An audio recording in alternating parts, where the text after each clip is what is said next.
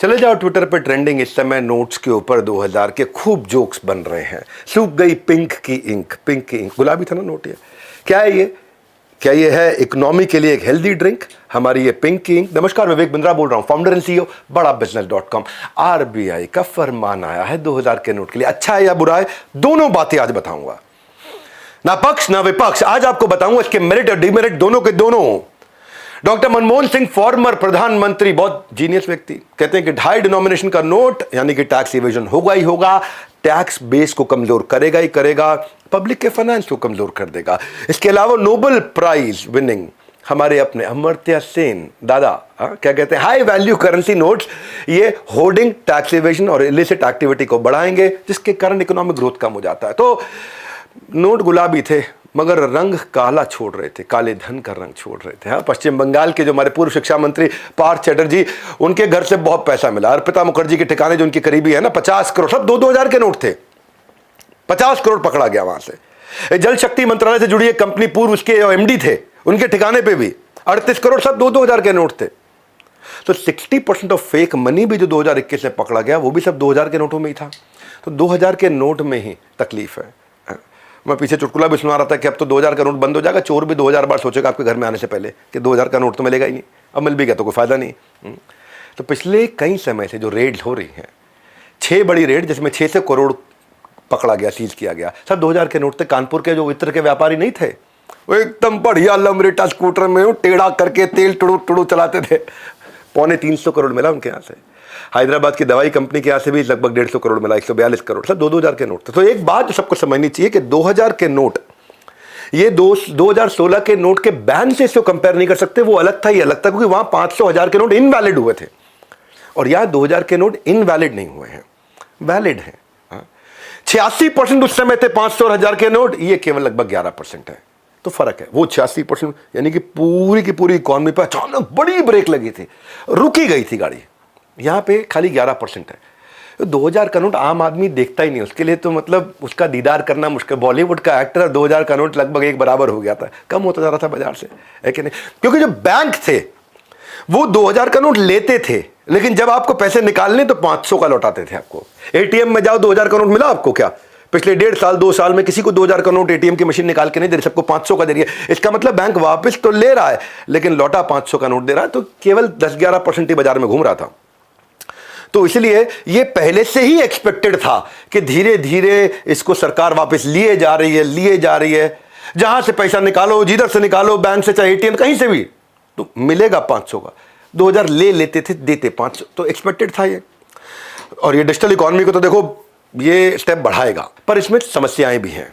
अब थोड़ा समस्या समझ लेते हैं। बड़े दिनों से अटके पड़े थे जो मेरे पैसे उधार के, कुछ लोगों से पैसे लेने थे, दे नहीं रहे थे।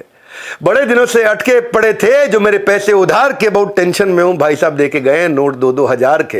हाँ, तो आजकल ऐसा ही है, लोग लगे खूब फोन आ रहे हैं, भैया आपसे पैसे लिए थे, ले लो। हाँ, तो 2-2 हजार के। जोक सपाट, नुकसान क्या है, तकलीफ क्या लगती है मुझे? ऐसा लगता है कि देखो, ये जो नोटिफिकेशन आरबीआई ने दिया है, हाँ, इसमें कोई भी नोट एक्सचेंज करने आए, स्टूडेंट आए, प्रोफेशनल आए, या फिर कोई माओवादी आए, टेररिस्ट आए, डिफॉल्टर आए, माफिया आए, कोई गुंडा आए, कोई मवाली आए, कोई टैक्स चोर आए, गवर्नमेंट आईडी चेक नहीं कर रही उनका। ये गड़बड़ है ये। हाँ, ये गड़बड़ है, सब मिल करके घोटाला कर रहे हैं ये। ऐसे में ब्लैक मनी को कैसे ट्रैक करोगे आप, बताओ मुझे? और ये भी नहीं बताया कि कितनी बार चेंज कर सकते हो आप नोट। 20,000 कर सकते हो, ये बताया। एक दिन में 20,000 कितनी बार? प्रिस्क्राइब लिमिट तो दिखाई नहीं पड़ रही, कहीं समझ नहीं आ रहा है। एक आदमी जाए बैंक में, लूप होल है, अगर बैंक मैनेजर से दोस्ती हो जाए, हमारे गांव से आए हैं भैया, क्या बात कर ले, हमारे यहाँ से, उसके साथ सेटिंग कर लो। दिन में 20 बार चेंज कर लो, 10 लाख रुपए के चेंज कर लो, 20 लाख रुपए के चेंज कर लो। वो थोड़ी लिख रहा है कि कौन आया, नाम लिख नहीं रहा, पता लिख नहीं रहा, आईडी ले नहीं रहा, आधार कार्ड ले नहीं रहा, कुछ भी नहीं ले रहा है। पिछली बार जो है ना, लोगों ने कमीशन ली थी, 2%, 5% कमीशन, खुद जाके दूसरों के नोट बदल के आते थे। इंडिया में इस समय 30 करोड़ परिवार हैं। इन 30 करोड़ परिवारों के आज 200 करोड़ से ज्यादा अलग अलग तरीके के अकाउंट है। किसी का पीएफ का, पीपीएफ का, एफडी का, एक आदमी के अलग अलग सेविंग अकाउंट है, कई बार अलग अलग करंट अकाउंट भी हैं, कई बार पोस्ट ऑफिस अकाउंट है, कितने प्रकार के अकाउंट हैं। तो 30 करोड़ परिवारों के 200 करोड़ से ज्यादा अकाउंट है हमारे देश में। तो ऐसा करना चाहिए आरबीआई को, अगर हो सके तो बोले पैसा दे दो लेकिन तुम्हारे अकाउंट में डिपॉजिट होगा। तो उससे आप ट्रेस कर सकते हो। जब हर परिवार के पास अकाउंट है तो नोट एक्सचेंज मत कराइए, नोट को डिपॉजिट करा दीजिए, इसका बहुत फायदा होगा। एक्सचेंज में कुछ पकड़ में नहीं आने वाला, लेकिन अगर डिपॉजिट कर दिया सारे के सारे मॉनिटरिंग में आ जाएंगे। इनकम टैक्स के, जीएसटी, अब जो भी रेगुलेटरी अथॉरिटीज है वो तनख्वाह बता रहा था 1.5 लाख रुपए महीना है जी, और ये 1.5 करोड़ का कैश उठा लाया, कहां से लाए भैया? तो एकदम पकड़ में आ जाएगा। देखो, एक तो पता है क्या, जब 2000 करोड़ हटाना ही था, लाना था तो हटाना क्यों, हटाना था तो लाना क्यों, इसके ऊपर तो बहुत चर्चा हो रही है। देखो ये ब्लैक मनी टेरर फंडिंग को रोकता है, हाई डिनोमिनेशन नोट से बैन किया, तो 2000 के नोट को लाए क्यों गए? चलो ठीक है, उस समय कमी हो गई थी, उस समय पैसा कम था, उस समय अचानक तकलीफ आ गई थी, इसलिए लेकर के आए। लेकिन ज़्यादा से ज़्यादा जो ब्लैक मनी है वो स्टोर्ड है कैसे? गोल्ड में। ब्लैक मनी कहाँ एडजस्ट हो रहा है? गोल्ड में एडजस्ट हो रहा है। कहाँ एडजस्ट? प्रॉपर्टी में एडजस्ट हो रहा है। कहाँ एडजस्ट हो रहा है? एक्चुअली नोट में एडजस्ट नहीं हो रहा है, इसकी और कई जगह जहाँ एडजस्ट हो रहा है। और अब मेरा 5वां पॉइंट, आरबीआई कह रही है कि ये लीगल टेंडर है, it continues to be a legal tender, लेकिन उसमें थोड़ा क्लैरिटी नहीं है। कह रहे 30 सितंबर तक जमा कर दो, लेकिन उसके बाद लीगल टेंडर है, ये इनवैलिड है, ये क्लियरली नहीं लिखा गया। इसमें अभी भी कई लोग एक तरफ मान रहे हैं नहीं इनवैलिड हो जाएगा, कई कह रहे हैं नहीं नहीं वैलिड रहेगा, लेकिन लिया जाएगा कब तक? बैंक के द्वारा 30 सितंबर तक। तो दोनों बातें हो रही हैं, इस पर क्लैरिटी होनी चाहिए। गवर्नमेंट का कोई नोटिफिकेशन आरबीआई का आता है तो उसमें जिम्मेदारी पूरी ली जानी चाहिए, क्योंकि पब्लिक कंफ्यूज्ड है। आज दोनों बातें हो रही हैं बाजार के अंदर।